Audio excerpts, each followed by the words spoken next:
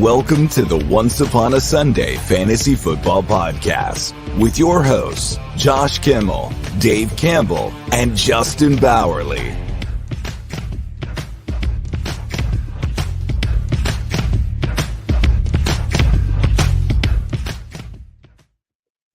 Welcome to Once Upon a Sunday Fantasy Football Podcast. I'm your host, Josh. We are breaking down the waiver wire for you again, just like we do every single Tuesday. And we have quite a bit of news regarding the injury front. And we have an irrelevant trade that we're probably going to talk about today. Somebody went to the Cincinnati Bengals. So without further ado, let's get my dapper guest on. My co-host, my boss, Justin Bowerly. You're the boss. No, you're the boss. You yelled at me all morning. No, I don't appreciate it. That's not true. But before we go any further, I know we're not going to pay off the bet today, but I do want to set it up. Somebody lost a bet, and Jahmyr Gibbs did not outscore Joe Mixon. And on Friday, Justin's going to pay off this bet. So make sure you watch our Friday ranking show, and Justin's going to open the show. He's going to open it by himself. And he's going to do that. He's going to do it. He's going to do the bet. He's going to chug a Smirnoff Ice. It's going to be awesome. I can't wait. I had to do it 2 weeks ago. It's his turn. So that's what you get, man. See, you combat the Kimmelnator and you lose every single time. Don't do it. Nate, you as well. Nobody knows Nate, but I beat him by 0.04 points last night in the guillotine lead to stay alive. Let's go. 0.04, Justin. I'm feeling good today. I'm feeling great. It's good. I'm glad you are. You know who's not feeling great? Why? Okay, I see what you did there. You're trying to you showing your colors of who you voted for, possibly. I don't know, maybe. No, not at all. Actually, I'm trying to figure out why this side of my face is just completely dark, and I realized that my light is not close enough to me, so it's fine. That's okay. I'm going natural light today because it's a beautiful cloudy day here in Florida. Let's talk about the news. We have a ton of injuries. Do you want to get to the trade first, just the irrelevant trade, just to knock it out of the park? Yeah, sure. We can talk about the trades. There's a couple actually. Trades, I missed them. I mean, both or whatever. First, you got Khalil Herbert was traded to the Cincinnati Bengals this morning. This is literally like less than 24 hours after they announced that Zach Moss will miss the rest of the season with a neck injury. So he's expected to be out. That leaves just Chase Brown. The Bears weren't really using Khalil Herbert anymore, really, so they traded him for I assume some picks. I didn't see any of the compensation anywhere. I don't know if you did. The other one is a little more questionable. You got Jonathan Mingo going to the Cowboys for a fourth round pick. And if anybody is wondering, yes, the Cowboys got a fifth round pick for Amari Cooper, and they had also swapped sixth round picks. So they paid more to get Jonathan Mingo over Amari Cooper. Hey, you know what? This is confirmed. Jerry Jones is an average dynasty player. He thinks age is all that matters. All right. So we have some news and some injury news, of course. But I don't like to talk about the chat much, but Scary Terry is alive and well, and I'm happy. I really am. I am happy. I know we buried him. We bury players. If you're new to the show, we bury players once a week. And we're going to change that next year to we can't bury a player until about week 4 or 5, because I think it's too early in the season to make assumptions. Yeah. And that's where most of our mistakes were in weeks 1 through 4, I believe. But we've been spot on the rest of our burials. Like none of them have really come back to life. Addison showed some life this week, which is awesome. I don't want any of these players to fail. I want them all to revive themselves and become zombies. I really do. So Josh, thank you for calling me out. But let's get into some injury news. Justin? Yeah. So first up, we already talked about Zach Moss, but Eric All Jr. also on the Cincinnati Bengals, the tight end, the rookie tight end there. This isn't like super relevant because he's only rostered in 2% of the leagues, but he is out for the season with an ACL tear. So everybody that was hoping that Eric All would continue to be better, keep waiting. Next up, one of the ones that I'm worried about the most, CeeDee Lamb, it has a shoulder injury. He has an AC joint sprain and is considered week to week. And if you're keeping up with Will Levis, this is the same injury that Will Levis also has. They have a mild sprain to their AC joint. So that is slightly concerning. Less concerning because it's a wide receiver, but you still got to get your shoulder up there. You still got to be able to catch the ball, land on it, all the things. So that does suck. He's wide receiver 4 for the last 3 weeks, wide receiver 17 last week because of the injury, even though he scored 16.2 points last week. AJ Brown is dealing with that knee injury that we saw there, the game that pulled him out. He is considered day to day, and there is optimism that he will play this weekend. Dak Prescott, speaking of the Cowboys, is going to miss considerable time. He is likely to hit the IR with that hamstring issue, which means he will be out for about 4-ish weeks at minimum, which means Cooper Rush and or Trey Lance might be the quarterback going forward for the Dallas Cowboys. Can we pause Jalen real quick? Yep. Who do you prefer? Would you prefer to see Trey Lance see what he can do? Or would you prefer to go with Old Faithful Cooper Rush and just know you're not going to win football games? I'm going to be curious to see what the comments say here since Josh Wingate is watching and he's a big Cowboys fan. And we actually haven't heard from Derek, and he's a Cowboys fan, on who he would prefer. But I think I would roll out Trey Lance if you lose this week. They're currently 2-5, and this is kind of a make it or break it. If you can go 11-5 somehow and make the playoffs, that's great. Don't think it's going to happen.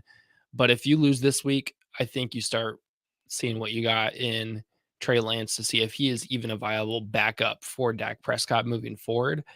But I think if you think that Cooper Rush is going to be the guy that can get you the win, like the Colts did with Joe Flacco, then you play him.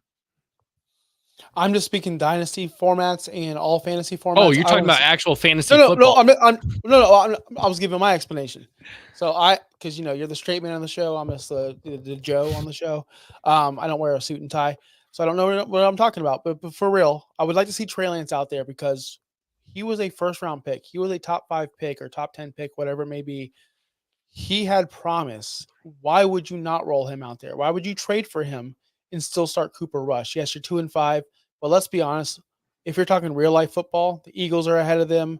The Commanders are ahead of them. Even the Giants are somewhat ahead of them at this point. I mean, they're both bad, right? But at least the Giants have a little bit more promise with Daniel Jones at quarterback, unfortunately. Why would you not put Trey Lance in there and see what he can do? And plus, for dynasty implications, a lot of my teams would freaking flourish or at least show some life because I was a Trey Lance guy and I traded for him in multiple leagues before this whole disaster. So personally, I would love to see Trey Lance. I hope it gets there, but I don't know if they actually will pull the trigger. I think they went the Cowboys went with Cooper Rush because when he starts, he is 5-1 for the Cowboys. So you're expecting veteran backup who has been there before. He's won the game for them. You put Cooper Rush out there. You saw Trey Lance lose in San Francisco and kind of be shafted because he dealt with injuries and then it wasn't a great team yet. But I think you go with what you know until there's no more going anymore. And I think the Cowboys are on verge of the season as a loss for them. Why is there no pitchforks? Why is there no pitchforks and torches for Trey Lance like there are for AR5? Oh, give him a chance. But RG3 out here, go. What are we doing? Why didn't Trey Lance get that? Just kind of weird. We can move on. I don't know. That's Joe McMillan, we saw him miss Monday Night Football last night with a hamstring injury issue. So that's something to definitely watch, as that is clearly the wide receiver 1 in Tampa.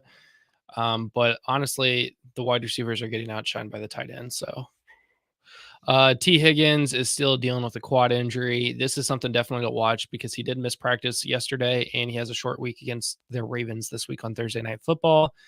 Amari Cooper is dealing with a wrist injury. He is considered day-to-day. Something else, Keon Coleman is also dealing with a wrist injury and is considered day-to-day. So the Bills and their wrists, I don't know what's going on. Drake London, this one's a bit concerning. He has a hip injury and is considered day-to-day. He finished this week as wide receiver 37 with 10.7 points.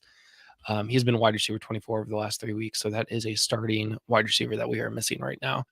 DK Metcalf, dealing with that knee injury. They're on bye this week, and he is expected to be back in week 10 or 11 after the bye.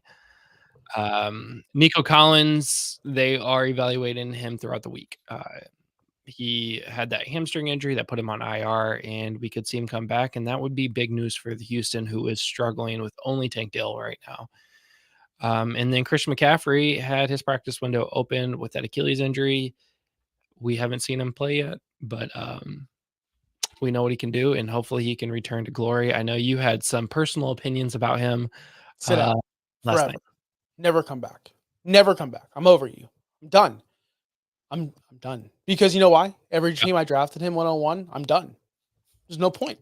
I have him in a dynasty that I am sitting around third place right now, and it's a loaded roster. I've only lost to the top two teams, and getting Christian McCaffrey would propel me up and to victory. So I would like to see him come back and play. Sit forever. Waivers. You ready to get to waivers? Yeah.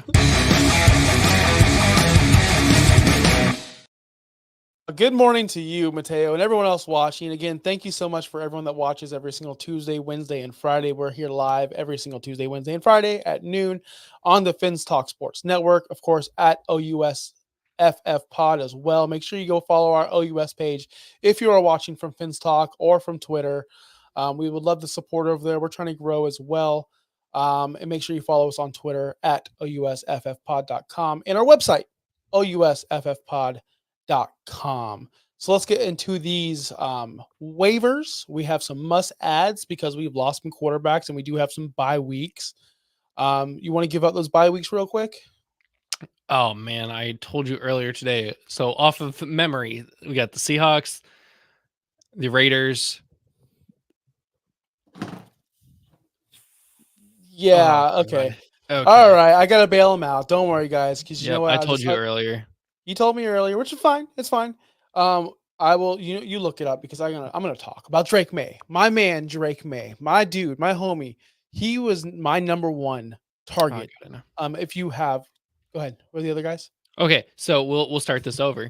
Bye weeks this week. We've got the Browns, Packers, Seahawks, and Raiders. So some really good fantasy players in there, and then just there's not a ton, but there are some. Well, if you're missing Dak because of injury, and you're missing Geno Smith because of bye weeks, if you're missing a quarterback at all, maybe you rode with Jameis, and Jameis is now on bye. Drake May is a very, very, very good addition, I believe, going to this week. Drake May gives you the upside that you don't get from Jacoby Brissett or anyone over there in New England. He's really, really energized this offense. I am a big Drake May believer. It makes me sick that I'm a Dolphins supporter, and then they just get a good quarterback just like that, no problems. It's kind of ridiculous, if you ask me, but it is what it is. They had to deal with Mac Jones for a little bit over there. I just like what Drake May is doing. He's putting up some big numbers against decent teams. Last week, he was completing 70% of his passes. He also added 95 yards rushing on the ground. If you think that's an anomaly, think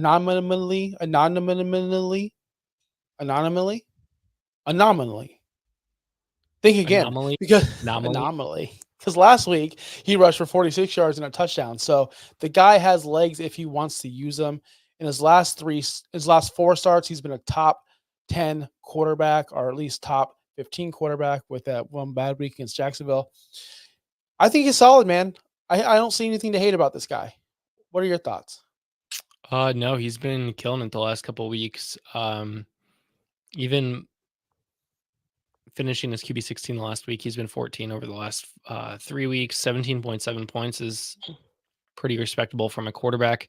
Got pretty decent matchups: Chicago, Los Angeles, and Miami coming up. And I agree with you. Coming from somebody that lives in Indianapolis and dealt with the New England Patriots my entire childhood, I hate the fact that the New England Patriots have another franchise quarterback ready to go for the next 15, 20 years. So, yeah, only rostered in 40% of the leagues. If you lost Dak, or you have Jordan Love on bye this week, or Geno Smith on bye this week, Drake May is a perfect person to put in there because he doesn't have a bye week until week 14.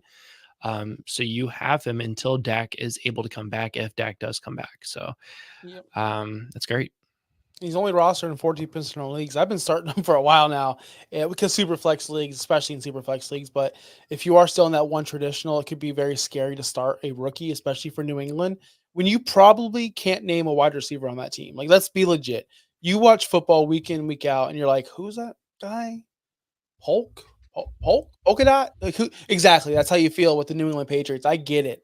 But Drake May, again, he's doing it on the ground. He likes to scramble, and it's a very underrated stat for him. So definitely Yeah, and like, we talked about it in rookie evaluations. Dave mentioned about how he is a very good. He's got high rushing upside. That's not being talked about because we have quarterbacks like Caleb Williams and Jaden Daniels in this draft.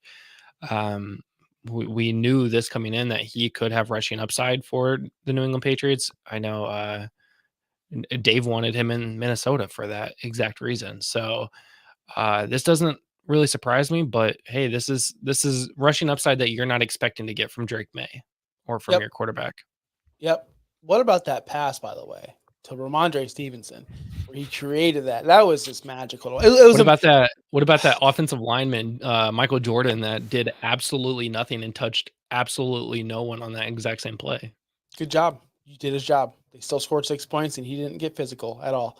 Do you want to answer Mateo's question in the chat first, or do you want to move on to the next guy? Oh yeah, this one I am assuming what you're talking about, right? I'm in 12th Yep. place with a 3-6 record, and the first place team has 8 wins, and the second place team has 5 wins. My chances of making the playoffs, is there a chance? Well, if you are only 5 games back from first place, Two. and we're in week 10, Two. playoffs probably start week 15, so you got 10, 11, 12, 13, Never 6 give up. more weeks, you can get in first place. If he loses out, you win out. All the cards work out. Also, man, that league is interesting. If that's the different, like, I mean, that seems weird to me. But I'm in I third mean, place in the league, and I'm 5-4. that's wow. Okay, It's called that's competitive. that's parity. That is a very competitive league. So, Mateo, I think you can definitely still stay in this. If maybe try to make a trade and upgrade one of your positions if you have quite a bit of dead space on your bench that is scoring points that you're not taking advantage of. But yeah, Hey, make a trade and get in Mateo, there. in the name of Nick A30, never give up, never back down. If you know, you know. You're not out until Always. you're eliminated. So I'm 1-8 in my main league, and I'm still starting I'm still trying. So anything is possible. So, all right. I also did not dress up to vote. This is just how I am all the time. So Yeah, he's just like that. I definitely did dress up to vote, as you can tell. I want to give him my drip. My drip. I'm wearing a Margaritaville. Probably cost more than a suit. Guarantee it. Guarantee it. City Walk in Orlando. I bet you this jacket was like $120 when I bought it. Guaranteed. I got this suit off of Amazon. So I love it. I love it. All right, next guy on our list, Justin. We gotta speed it up. Justin Herbert, Los Angeles Chargers. He is another quarterback that you can go out and get. He might be more tougher to get because he is rostered in 48% of the leagues, and he does have a bigger name than Drake May. That's why I put May first, because I think he's more obtainable. But in the last 3 weeks, he's been the quarterback 7. He's been getting it done somehow, some way, with the worst receiving core possibly in football, and possibly one of the worst passing quarterback coaches in all of football as well. But he's still doing a great job, actually. So what do you think about Justin Herbert? Do you like him over Drake May? this is somebody that a lot of people have just completely forgotten about. We're not that far separated from Justin Herbert being a top 5 quarterback in the NFL.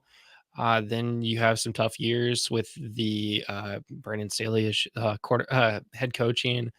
No, and then we also expected the Chargers to completely just run the ball this year, and he has been doing pretty solid this last couple of weeks. He's gotten Quentin Johnson working, J.K. Dobbins both on the rushing game and receiving game. The Chargers have been killing it, and like you said, he's been a top 12 quarterback. He's been a starting quarterback the last 3 weeks. So if you are missing Jordan Love, Dak Prescott, and any of the other guys this week, go get Justin Herbert. Like, there's no reason he should be on free agency right now. Yeah, Justin Herbert, they weren't throwing the ball a ton, still not throwing the ball a ton compared to the other quarterbacks in the National Football League, but he's slowly going up in his passing. Weeks 1 through 4, he didn't throw the ball more than 30 times a game. Weeks 6 through 9, he's throwing the ball 30 times or more, 4 times or 3 times out of 4. So definitely throwing the ball a lot more.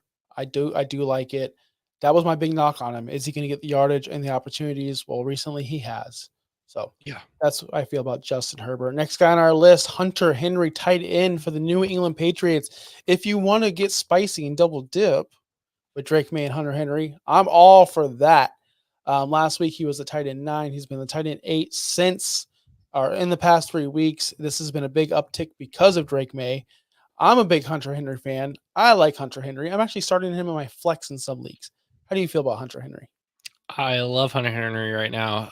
If you go back 4 weeks, he even goes up higher than tight end 8. So he has been doing very well for Drake May the last couple of weeks, and matchups against Chicago, Los Angeles, the Rams, and Miami coming up. This is a no-brainer. Like this is a guy. Like if you've got a Sam Laporta that you're just letting die on your starting lineup, you got Dalton Kincaid, you got one of those guys that you drafted to be your number 1 tight end not performing. Hunter Henry and our next guy are the 2 guys that I would be going out there to get right now. Yep. Just a reminder, Hunter Henry is 6th in targets throughout all tight ends. He is 3rd in slot snaps without all tight ends. That includes Kyle Pitts and all of them, Laporta. So you're like, oh, he's just a touchdown guy. He has 1 touchdown this season. He has 1 touchdown all season. So in the past, yes, he was a touchdown guy. This year, he is strictly a receptions guy because he has 39, 6th in the league at tight end position, and 414 receiving yards, which is 7th in the league. He is up there with the yardage and the catches.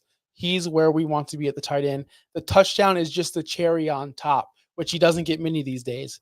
So that being said, Hunter Henry is one of my favorite targets for the tight end position. The next guy is Mike Gesicki, who he's been buried for about 2 years now. Feels like he's been buried. But he is back. Joe Burrow says, you know what, dog? I got you. Do that gritty all day long. I'll do it with you. Right? I love it's the best gritty in all football. Last week, he went totally bananas, 27 points. He was a tight end 1. He's been tight end 6 over the past 3 weeks. I love me some Mike Gesicki.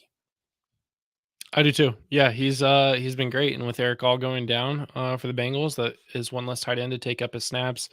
Higgins has been out the last 2 weeks, so that is probably where a lot of these targets over the last 2 weeks have come from.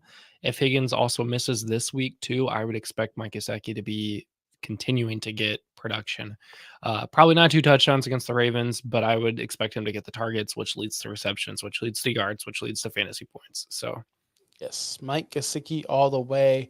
Next guy on our list, the last guy on our must add. I don't know about this one, but let's go with it. Let's roll with it, right? Nick Westbrook, a King, whatever his name is, 1% rostered.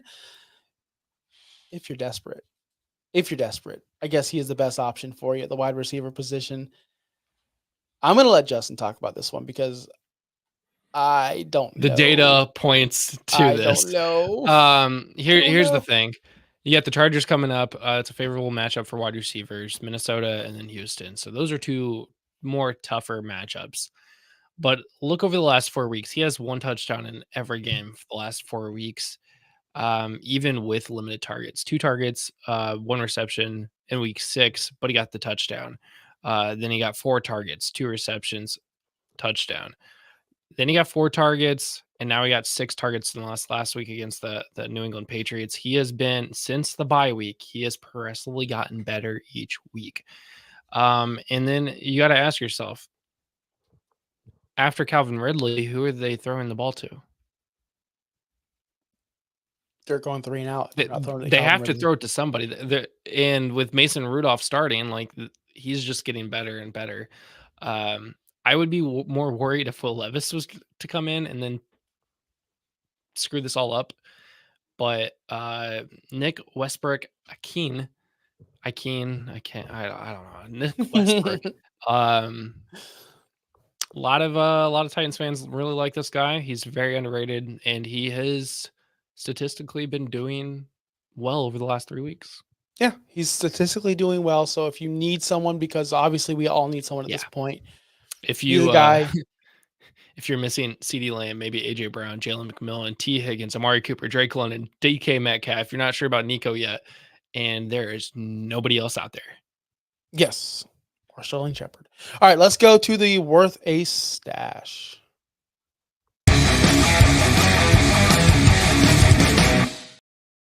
We have one quarterback and two receivers in this one, but we're going to start with Demarcus Robinson, 26% rostered right now for your Los Angeles Rams. Cooper Kupp and Puka Nacua are obviously the alphas there, and Kyron Williams is just a touchdown machine. So I'm curious, are we still believing in a wide receiver 3 over there in Los Angeles?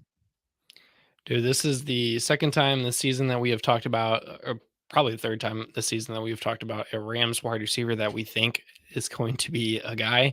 But the first time we talked about it was because Cooper Kupp and Puka Nacua were both out.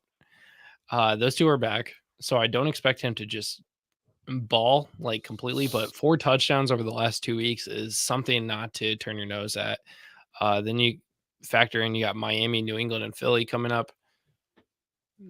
This looks favorable. I mean, top 12 over the last 3 weeks. That's a starter over the last 3 weeks. 27.4 last week, 17.5 the week before, but 1.9 3 weeks ago. That is tough. I don't know how sustainable that is, though. That's my only worry, and that's why I'm not like go out there and get this guy, because is that sustainable? If you looked at last year, late into the season, from weeks 13 through 17, it was. He scored double-digit points every week. He scored more than 13.6 points every week. That's pretty good. Will that continue? Like, wasn't Cooper Kupp out at that point? Like, didn't they have other injury problems at that point? This to me is more of a stash for, like, we don't handcuff receivers in fantasy football often, but this is one of those situations where you can. And to be honest with you, and I'm not agreeing with the statistics, or I'm not disagreeing with the statistics and your list right here, or our list, but I would put Demarcus Robinson above the last guy we spoke about and Nick Westbrook, because I just feel like he's a better football player overall, and he's proven it throughout his career. And if Cooper Kupp or Puka Nacua go down again, which they're prone to do, they do that a lot, then Demarcus Robinson is clearly next man up. And I would rather have him on my roster at the very back end of it, just in case something goes down where, hey, it's Thursday and Puka has a knee injury again. But Yeah. this time he doesn't play. I like Demarcus Robinson. If you can get him cheap, definitely add him. $0 bids all around for him. 26% roster. People aren't looking at him because Puka and Cooper Kupp are back. He's definitely worth a stash. Yep. Next guy on our list, Mr. Trevor Lawrence. The hell is he doing on this list? 41%. I kid. I was wondering the joke. same earlier. I joke. I was wondering the same, man. I joke. He's playing Minnesota, Detroit, and then he has a bye. Those are pretty good matchups, in my opinion. I do think Minnesota is struggling secondarily defensively. Trevor Lawrence can get the job done, and he's done it with Brian Thomas Jr. and Evan Ingram. He just hasn't done it throughout a whole season. It's been spurts. It's been like, oh, weeks 7 through 9, he's awesome, but then he sucks. Oh, weeks 12 through 16, he's an all-star. But what happened was week 1. I guess we're in a hot streak right now because he is quarterback 5 in the last 3 weeks, which is crazy. Good for him. Don't look now, but he's been QB 11 the entire season. Yeah, like, what is happening? That's just the way fantasy works sometimes. I'm not against Trevor Lawrence, but again, he's someone worth a stash if he's out there. 41% seems low to me. It seems like he'd be rostered higher. So go check out your league. Yahoo and ESPN, man. Yeah, go check out those leagues because he is not being rostered in a lot. Mind you, he had 2 rushing touchdowns last week and 2 interceptions, still scored 21.5. So that's pretty solid. He's had three rushing touchdowns in the last 2 weeks. He had a rushing touchdown last week too. That's huge. Yep. That's massive. Next up on our list, Xavier Legette, 36% rostered. Who's starting? Is it Bryce Young still? It's got to be Bryce. It's got to be Bryce. Like, he Yeah. should have earned that job back by now, right? I mean, you just beat the Saints. Like, that's you played tough against Denver. Like, I think he's earned it. Yeah, he was wide receiver 27 last week. Wide receiver 34 over the last 3 weeks. Nothing special, nothing crazy. We don't expect too much, but that's 1 week removed with Deontay Johnson. So Xavier Legette does move into that wide receiver 1 role. Now that Deontay's gone for good. This is one of those things where, like, hey, there's always some player out there that always breaks out and crushes it for you in the last remaining weeks of the NFL season. He could be that guy, or he could not be. So he's definitely worth a stash, in my opinion. Yeah, he was a big time wide receiver coming out into the draft this year, first round pick even. Don't forget the Panthers traded up to get this guy. They really do like him, or did they trade back? I think they traded up into the end of the first round. Yeah. Um, he was a highly touted wide receiver this year, and he's doing pretty well over the last couple of weeks. Hopefully Bryce Young still stays in there, and they seem to have found a connection. So um, yeah, he is a little touchdown dependent. He doesn't have any games over 10 points that he doesn't have a touchdown in. So that's the only concern there with Leggett. Yep. Next segment will be worth a stash.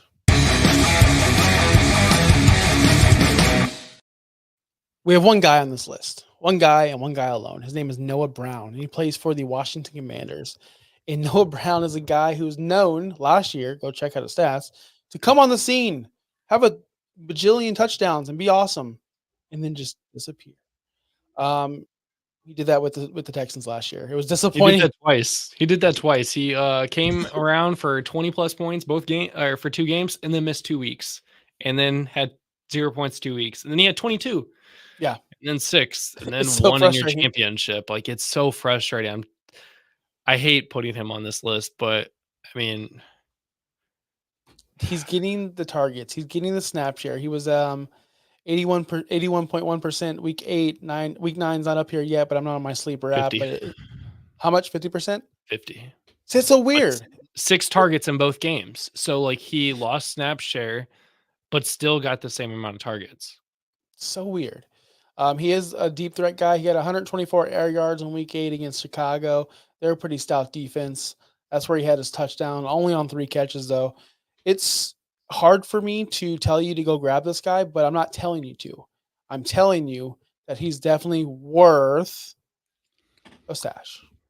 This is somebody that I think you pick up later in the week. You don't pick him up tonight. You don't waste fab on him, but you might go look at him for free later in the week once injury reports really come out and you kind of see what's happening. This is somebody that you could consider picking up at the end of the week, though. Gotcha. All right, next segment, please.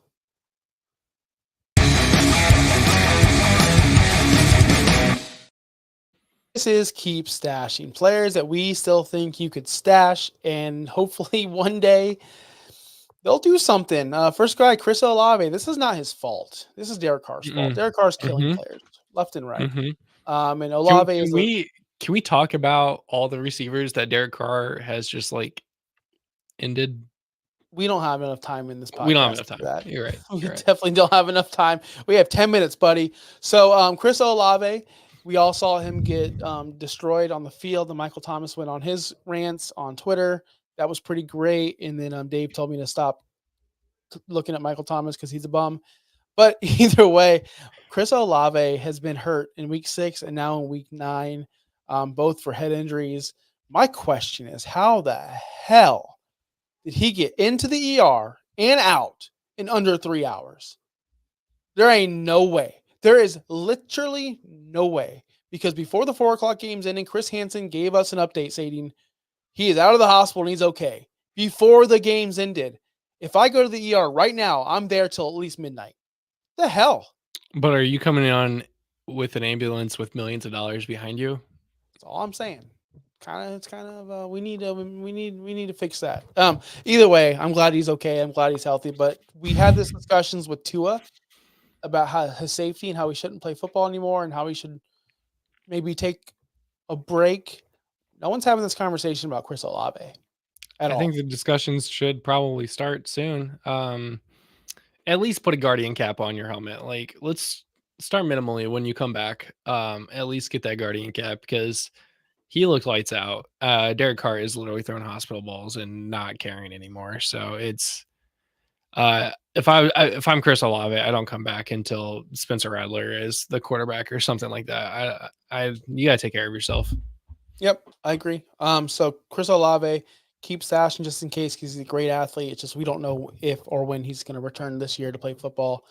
I might be over dramatic on this one, but I hate to see players laying on the field for an extended period of time when it could be avoided. Yep. Sam Laporta is the next guy, which we can start digging. We can start digging the ditch now. It takes about It takes a couple hours to build a 6-foot hole, but we should start for this guy. Sam Laporta, to me, we didn't put him in the burial yet, but he's got a foot in there, and I don't know. I don't know what to tell you about Sam Laporta. I really don't.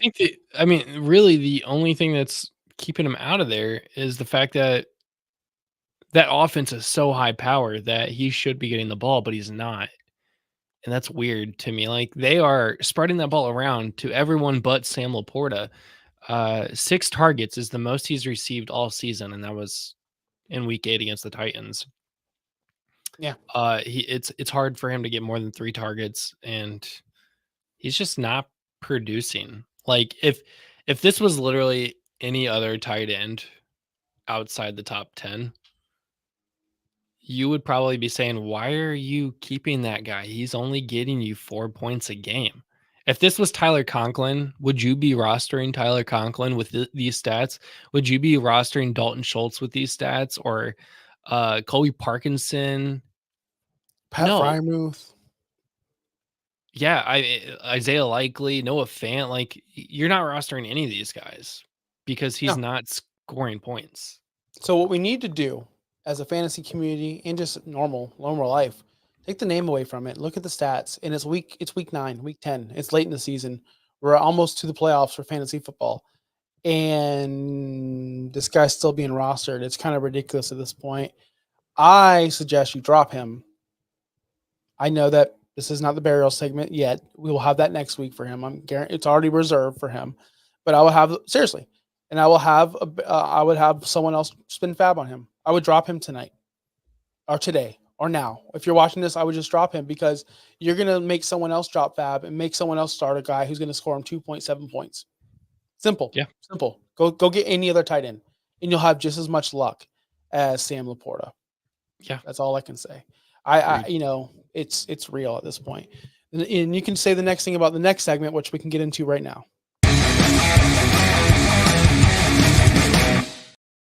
All right, these players check back next week. All these players were drafted super high and had high expectations. Some might even be arguably a Hall of Famer. So we'll start with Jalen Waddle, though, who's definitely not a Hall of Famer, who I had a pissy fit in our group chat about, and it changed immediately when he scored a touchdown. But still, Jalen Waddle has just been ineffective and very, very, very ineffective, even when Tua's return.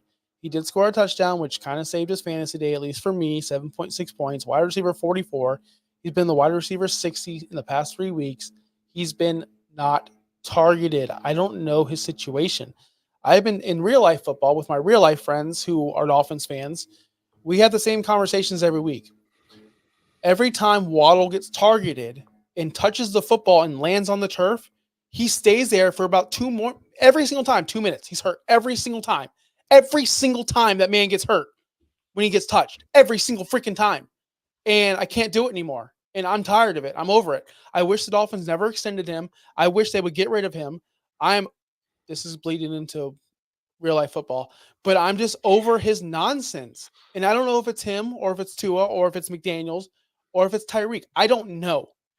But he's becoming, hey, you just said it with Laporta. If this guy was Demarcus Robinson, would you be holding on? No, you would not. You would drop this guy a long time ago. This guy's not worth a roster spot. And he's not worth your starting lineup. We might have a burial for this. We might have a 3-way burial next week. And this guy might be on the list as well. You're absolutely right. He might be the first player in NFL history that scored 7 points or more and finished the game with -4 passing yards or receiving yards. That pissed me off. -4 yards. That pissed me off. It's awful. Let's move on. Your guy. Oh no, we're going to this guy, Keenan Allen, Keenan of Allen. course. Oh man, I don't know. 75% rostered. Just everything you heard about camp. He's fat and slow. He's not fat and slow. He's fine, but he does not fit this offense apparently. Keenan Allen has just been hum ho for the past 3 weeks. Wide receiver 81, which is god awful. It's not going to get any better, folks. Although New England's not the greatest against the pass, Green Bay can give it up, and so can Minnesota.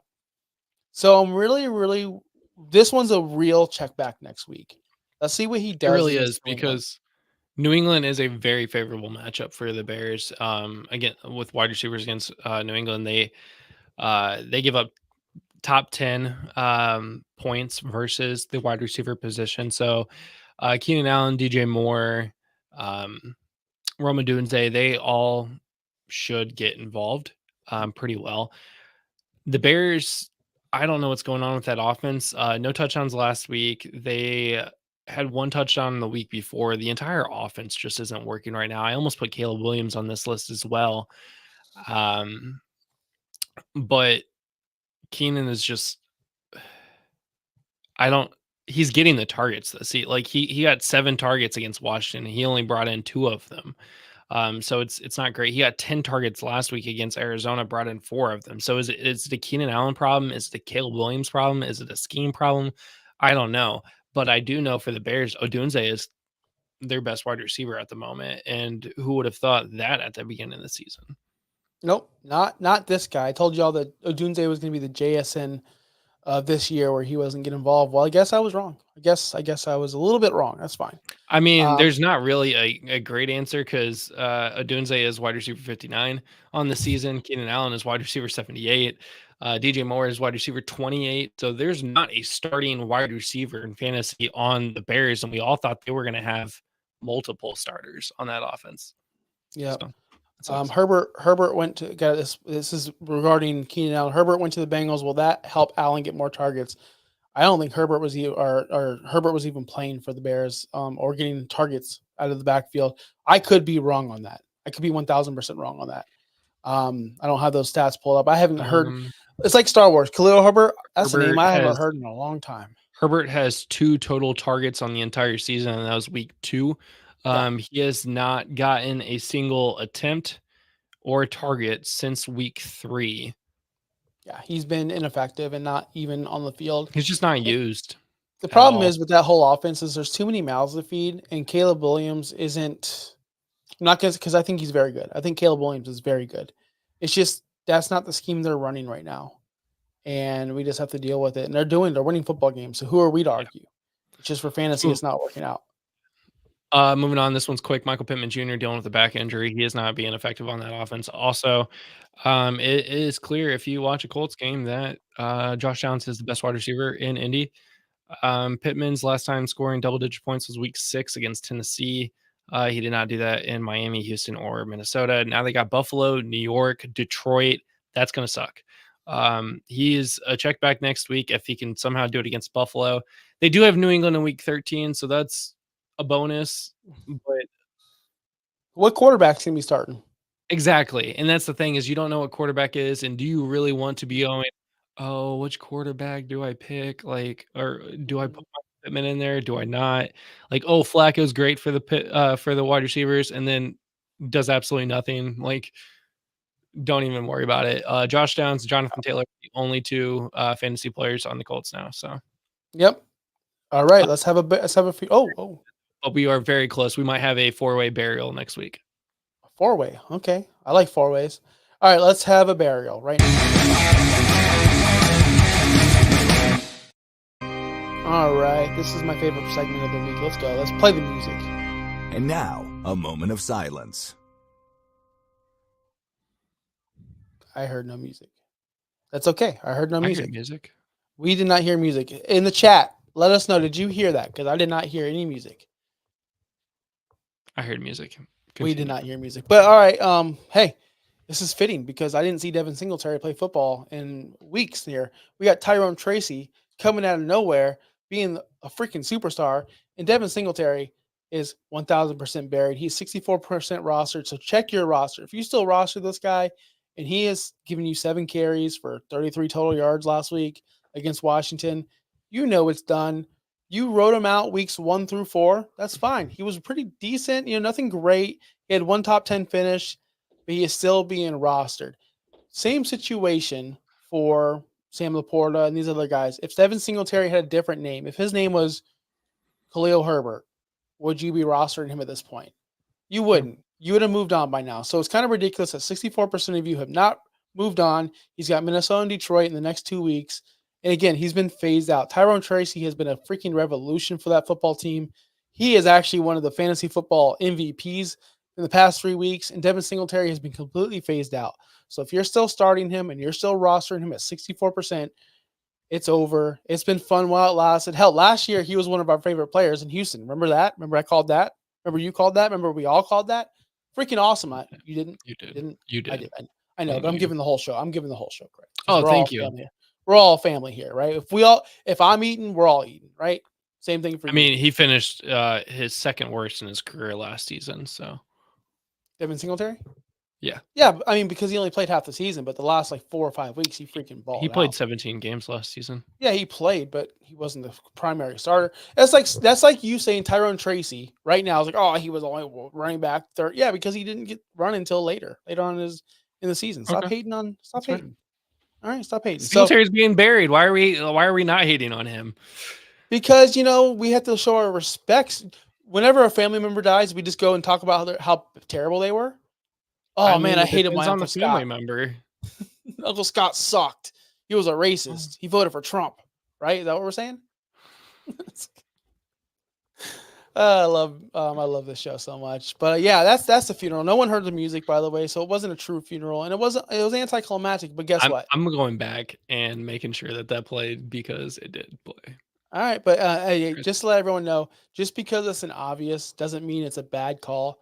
He's rostered in 64%. Like that's. Let's make that 30 or less percent next week. Yeah, please. Can we get a I can only imagine he's only being rostered on teams that are either it's like somehow a really deep league on their bench, or it's a team that is currently 2-6 or 1-8 or whatever the record is right now.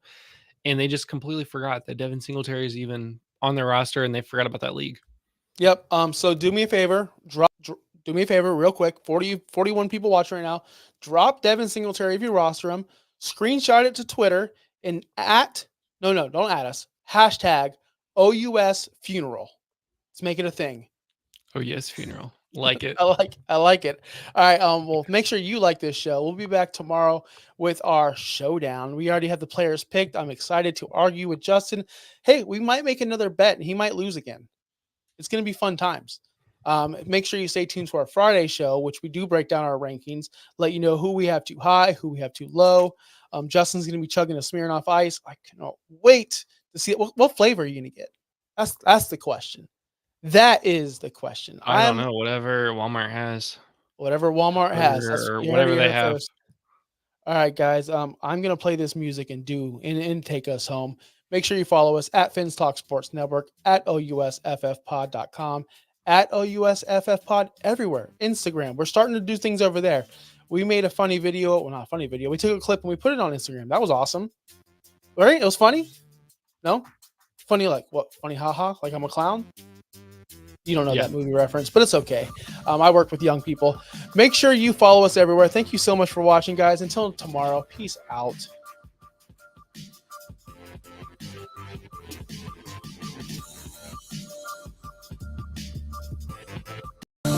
Thanks for listening. Be sure to like and subscribe wherever you watch or listen to podcasts. Follow on X and Instagram at OUSFFPOD. We'll be back next week for more ways to win your league.